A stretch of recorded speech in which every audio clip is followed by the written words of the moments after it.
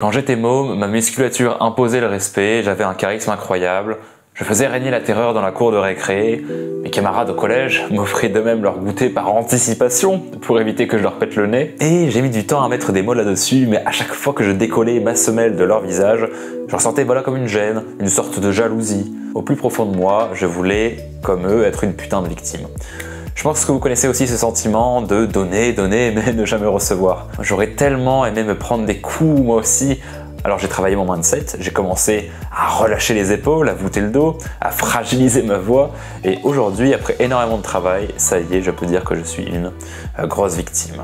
Alors j'ai commencé à susciter l'admiration autour de moi, on a commencé à me reconnaître dans la rue, à venir me demander conseil.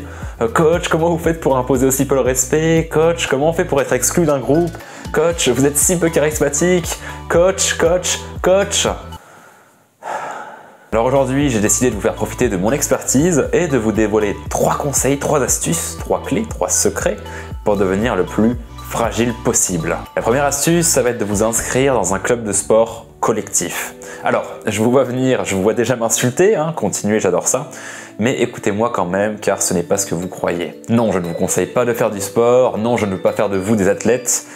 Le secret qui se cache derrière cette astuce, en fait, c'est tout simplement de vous inscrire dans le club le plus pété possible. Pour cela, prenez le temps de voir les résultats aux compétitions des clubs de votre région et sélectionnez celui qui a le plus de défaites. Intégrez ce club et ne faites aucun effort pour relever le niveau.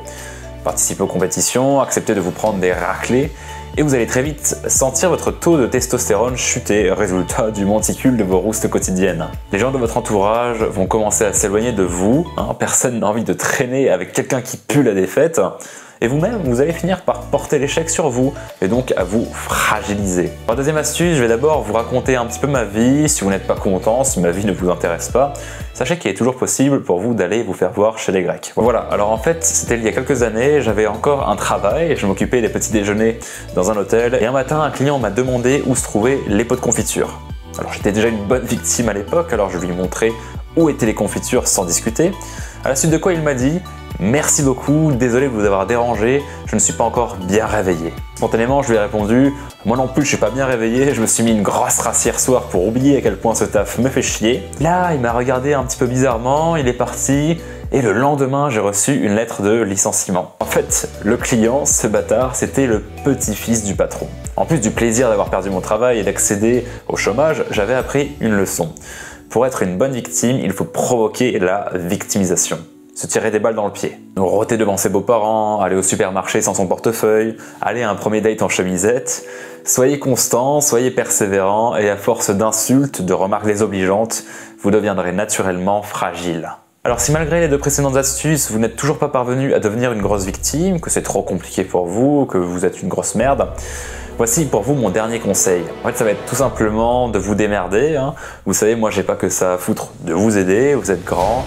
À un moment donné, il faut arrêter de vous donner des excuses et passer à l'action. Vous pensez que j'ai fait comment, moi? Personne ne m'a aidé. Je me suis fait tout seul, putain. Il n'y a pas un coach qui me disait: oui, il faut que tu fasses ci, il faut que tu fasses ça, que tu appliques ce conseil, et peut-être que non, moi j'ai tout fait tout seul. Alors bougez-vous le cul, putain. Voilà, j'espère que mes 3 conseils vous auront aidé. Si c'est le cas, n'hésitez pas à lâcher un pouce bleu et à vous abonner à la chaîne. Mon nom est Basile Foutriquet et je suis coach.